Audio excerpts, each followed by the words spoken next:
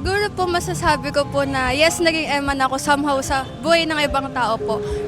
Kahit po hindi po kami ganun ka-close ng tao, siguro naman po may naitulong po ako para mapagaan po yung situation ng taong.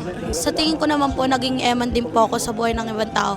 Especially po sa mga friends ko po. Kasi ako po as a person, sobrang jolly po ako and friendly po akong tao. Kaya sa tingin ko, yung presence ko naman po sa kanila is nakakatulong po. Sa tingin ko naging ema din ako sa buhay nila kasi bukod sa lagi ako na dyan para sa kanila siguro, parang kaya ko rin magbigay ng saya.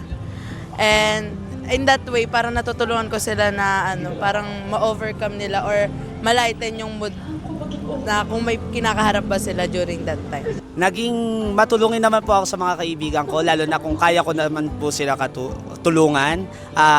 Kahit kung sino po ang nakikita ko po, nagiging matulungin naman po ako. Then, as a jolly person nga, katulad nga ng sinabi niya, lahat ng tao sa paligid ko ay ini-spread ko ng happiness. I would like to believe na naging eman din ako sa buhay ng ibang tao kasi sinisikap ko rin na makatulong, makapagbigay ng liwanag sa ibang tao. Especially, nandito ako sa St. Joseph Parish as Parish Pastoral Council Head.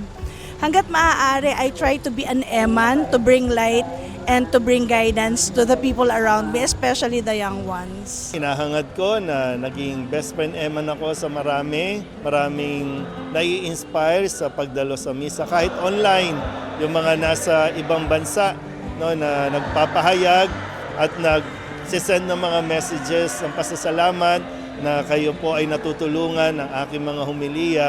At salamat din sa Diyos dahil kahit papano, kumbaga na naipaparating ko sa inyo yung mensahe ng pag-asa.